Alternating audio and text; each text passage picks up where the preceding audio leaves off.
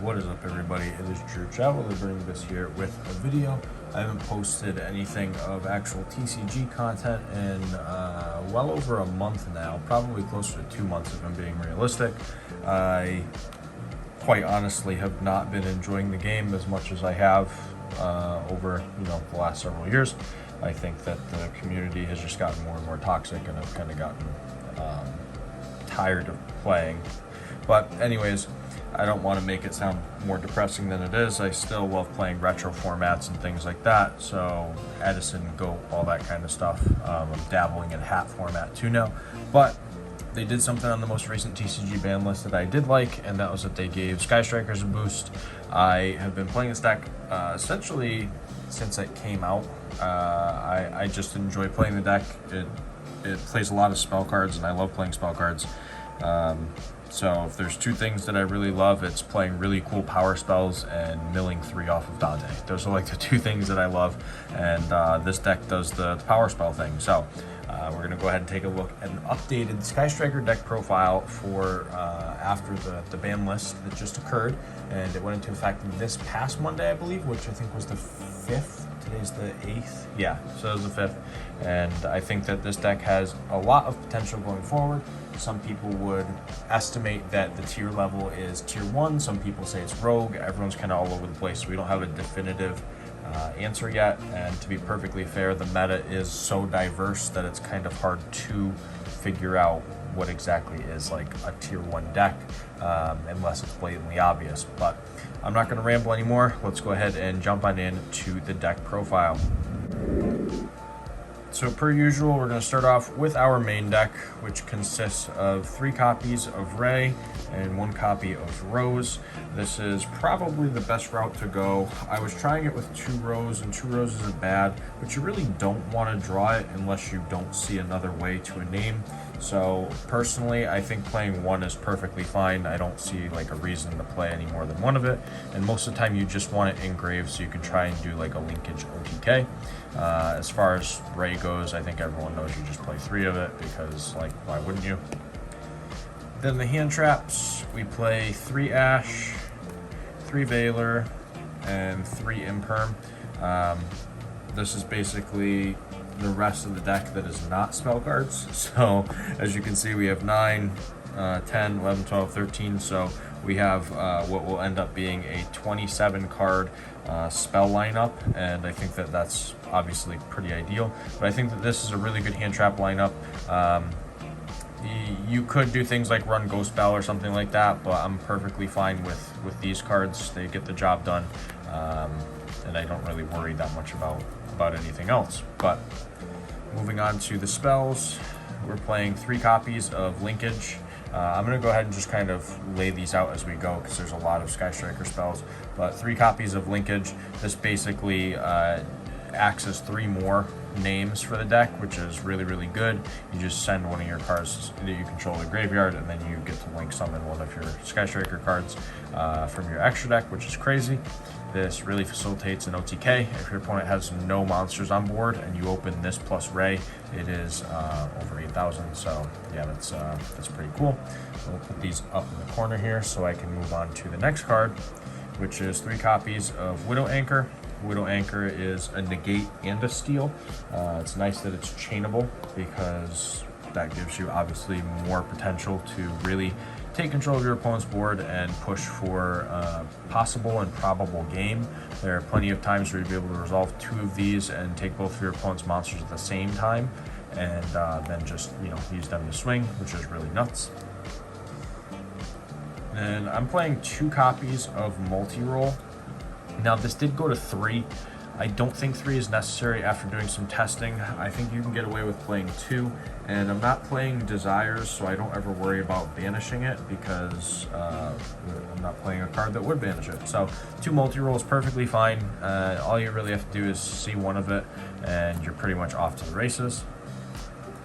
Then 2 copies of Engage. I think everyone would know by now that playing 2 of this is a must. If you're not playing 2 of it after the ban list, you're just nuts. You're absolutely nuts. So yeah, this card going to 2 is fantastic. Haven't drawn Engage off of Engage yet, but I mean, there's always time. It can happen. Then for the one-ofs, one Afterburner, one Shark Cannon, one Area Zero, one Eagle Booster, and one Hornet Drones. These are pretty basic. The first iteration I had of this deck was playing 2 of this and 2 of this, and after I picked up some cards, it's down to 1 of each, and I think I'll probably keep it at 1 of each. But that's all of the Sky Striker cards. So there are a lot. That should be 15 total. So 15 Sky Striker cards. You should see a couple in your opening hand roughly. So that's pretty darn cool. Moving on to one of my favorite parts of the deck though, which is like all of the extra spells that we play. So we play 3 Droplet. This card is really good for a lot of reasons. It does help you meet your 3 spell engrave conditions for a lot of your Sky Striker spells. So that's really neat. And then obviously being able to reduce attacks on opponents' creatures as well as negate their effects is fantastic. So yeah, playing 3 Droplet I think is pretty neat. Arise Heart is at 1, so you can kind of out it a little more easily than you could before. So I don't really worry that much about Arise Heart. It's not that big of a deal. Then we play 3 copies of Thrust. I think that this card is also amazing in this deck. This card says you can play another 3 copies of Engage or any other normal spell that you really need to get to, which is, obviously really good. And I think that's, worth playing 3 of, honestly, because you're going second with this deck. Like, your opponent's going to activate a monster effect most likely. So, yeah, 3 Thrust, I think, is definitely the way to play. I also play 2 talents. I see some people doing 3 Thrust and 1 talent. I don't think that's correct. I'm not playing like any of the pots that would make it so drawing is not possible. So like there are going to be times where you open up this and a Thrust and you can resolve both in the same turn. I think that being able to do that makes it worthwhile to play 2 of this. I wanted to still play 3, but there's just not enough room and enough reason to play 3 of it. Then I'm playing 2 copies of Lightning Storm. You can definitely call monster with this, even though most of the time you're going to call spell and trap. I mean, if you play against something like Labyrinth, you're just clearing back row nonstop, and that's obviously pretty important. But some decks are going to put their monsters in attack position, and when they do so, you just say, hey, I'm going to blow you out now, and then you just blow up their board. But yeah, that's pretty important. Then we have 1 copy of Change of Heart and 1 copy of Rhoda. I think Change of Heart is great for a lot of reasons, because one of the cards that we play in the extra deck, to me, makes it worth playing the card. At least that's my opinion. I think this card is really good. It also baits stuff out, which can make it so your talents and your thrust are also active. So yeah, Change of Heart, really good. And then this is really just another name for the deck. So, I mean, you have 3 Ray, 1 Rose, you have 3 Linkage, 1 Hornet Drone, and 1 Rhoda. So you have essentially 9 names. So you should see 1 in your opening hand mathematically, and you really only need to get to 1 of them to really make the deck function. But that is the main deck. It should be 40, I believe. We're gonna go ahead and move on from here though to the extra deck, so you can see all the cool Link monsters that I'm playing. Alright, so let's start off the extra deck with the most obvious stuff, and that would be 3 copies of Kagari. This just says, hey, we're going to add back a Sky Striker spell from our grave to our hand, and it's also going to gain attack times 100 for each spell card in your graveyard. So sometimes you could really get Kagari buffed up, but it's going to loop your engages, so you can do engage stuff over and over again, which is really neat. So you got to play the 3 Kagari. 3 Shizuku, instead of buffing itself, it will reduce your opponent's monster's attacks by the number of spell cards engraved times 100. And on top of that, during the end phase, you can add a Sky Striker spell from your deck to your hand with a name that's different from cards in your graveyard. So that's actually pretty darn sweet. Then I play 2 Hayate. Basically, this says after it attacks, it's specifically damage calculation. If it battled, you can send a Sky Striker card from your deck to the graveyard. So, yeah, you can dump a Ray, you can dump a Rose, things like that. I'll try and show at the end of the video the combo that you do in order to OTK your opponent. Then we play one Kaina, which basically says, hey, I'm going to make it so you don't get OTK'd by your opponent. That's all it's really there for. And then one copy of Zeke. Zeke is nice because it's a link to, so you can get rid of cards in your main monster zone that you've stolen. And then you also can banish an opponent's card when he hits board, which is pretty sweet. He's actually really versatile. I really like Zeke. Then for the non-striker stuff, we play one dark. There are a decent amount of dark monsters in this deck, and this can be summoned, then it can help you link climb even further. So I think that that's a good reason to play dark. Then I play Selene because we are playing the Veiler. So like you can revive it and it bridges into access code, which I think is pretty sweet. So I would advise playing this if you want something that does actually work alongside something like Effect Veiler. So yeah. Then one Unicorn because it's really good. I mean, if you go into Dark, Dark can also get you into Selene because it's a spellcaster, which is really sweet. But Dark can also make it so you can just link climb into Unicorn and then you can shuffle a card, which is more than justifiable in the deck. And then one copy of Access Code. You only need one. Mind Hacker is banned, so you don't need to play 2 copies of stuff anymore, really. So yeah, one Access Code is perfectly fine. And then lastly, the reason that I personally think Change of Heart is a great card, and that is Zeus. You just steal an XYZ monster, swing with it, and then main phase 2 make a Zeus, and then you can clear the board. Yeah, this card's absolutely bonkers. So that is the extra deck. Let's go ahead and now move on over to the side deck, so that way I can show you basically how I kind of prepare for games 2 and 3.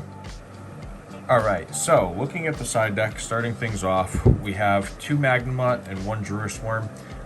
These are the only other monsters that I play in the entire deck. I don't play any other monsters outside of this. I think that this is awesome. It's good against a few decks right now. Obviously, you know, something like Bestial branded or like Dragon Link stuff. It's good against all those kinds of decks. There's a bunch of rogue decks that it's good against too. The nice thing about Druid Worm is that if you link it with like a Ray or a Rose for Zeke, you get to basically get rid of 2 of your opponent's cards, which is actually awesome. So yeah, I think that's worth noting. They're just a pretty powerful engine to have, especially if your opponent is running light or dark cards that have graveyard effects. I mean, like I said, Brain and Rogue decks, even something like Drytron. So yeah, really cool. Moving on to the only other spell cards that we play in the deck, and that is 2 Cosmic and 1 Feather Duster, just for the back row matchups. I feel that the main deck is pretty well set up to combat any board that gets set up. You could argue to play something like Dark Ruler, but I don't think that, you know, it's really needed. Super Heavy Samurai is not as good as it was because of all the hits that it took, so I don't think side decking Dark Ruler is, you know, particularly warranted. But moving on to all the traps, these are all the cards that we side in going first, and I think that it's a pretty solid lineup. 3 copies of There Can Be Only One. This card is really good against mono type decks, so anything you think of that's mono type, I'm not going to go into details and list every single one, but anything that's mono type, this is going to be pretty good against, so I think that it's worth siding, because your opponent is going to inevitably make you go first because they don't want you to just, you know, blow their board up. So 3 copies of Tikaboo, in my opinion, is a necessity. I'm also playing 3 copies of Dimensional Barrier because it's good against several decks. I mean, Branded being the one that comes to mind first. Like, they go Branded Fusion, you just flip D-Barrier, and their turn is not going to be that great after that. So you can play it against other stuff, like, you know, you drop it against like Sword Soul, you just call like Synchro, or Casteria, you call XYZ, and you're kind of setting yourself up to be in a good position. Yeah, I've been very fond of playing D-Barriers for a while now, and I think it's definitely worth playing.